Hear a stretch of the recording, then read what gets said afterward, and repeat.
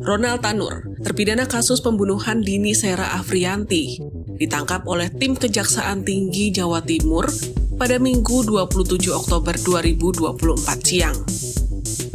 Melansir Antara, Kepala Pusat Penerangan Hukum Kejagung Republik Indonesia, Harli Siregar, menyebut Ronald Tanur ditangkap sekitar pukul 14.40 siang di perumahan Victoria Regency, Surabaya. Penangkapan tersebut merupakan buah dari kerjasama antara tim penyidik Kejaksaan Tinggi Jawa Timur dan Kejaksaan Negeri Surabaya. Harli menjelaskan bahwa penangkapan tersebut terkait dengan pelaksanaan atau eksekusi putusan Mahkamah Agung RI dalam perkara tindak pidana pembunuhan atau penganiayaan.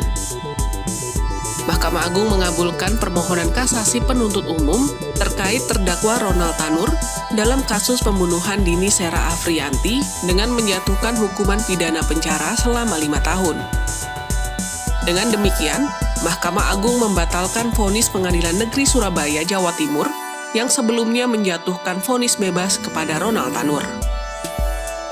Mahkamah Agung menyatakan dakwaan alternatif kedua penuntut umum bahwa Ronald Tanur melanggar pasal 351 ayat 3 KUHP telah terbukti. Oleh sebab itu, terdakwa dijatuhi hukuman penjara. Putusan itu diputus oleh Ketua Majelis Susilo serta anggota Majelis 1 Ainal Mardiah dan anggota Majelis 2 Sutarjo dengan panitera pengganti Justisiana pada Selasa 22 Oktober 2024. Sebelumnya pada Rabu 24 Juli 2024, Ronald Tanur yang merupakan putra dari anggota DPR nonaktif Edward Tanur divonis bebas oleh Majelis Hakim Pengadilan Negeri Surabaya yang diketuai oleh Erin Tuah Damanik dari dakwaan pembunuhan Dini Sera Afriyanti.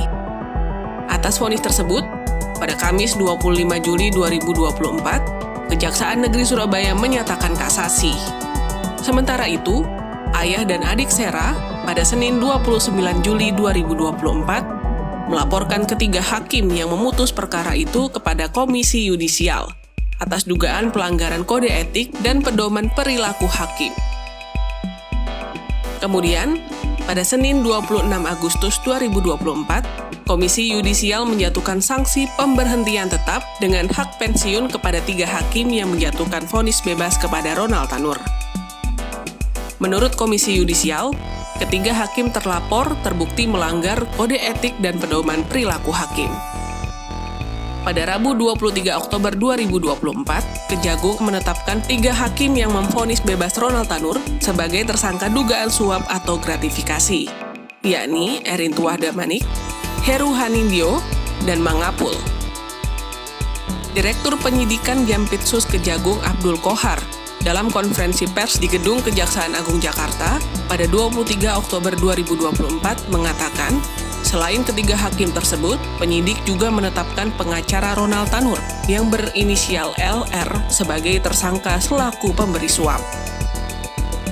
Menyusul pada Jumat 25 Oktober 2024, Kejaksaan Agung lalu menetapkan lagi 1 orang tersangka, yakni mantan Kabadiklat Kumdil Mahkamah Agung berinisial ZR, sebagai tersangka dugaan suap dalam putusan tingkat kasasi terhadap Ronald Tanur.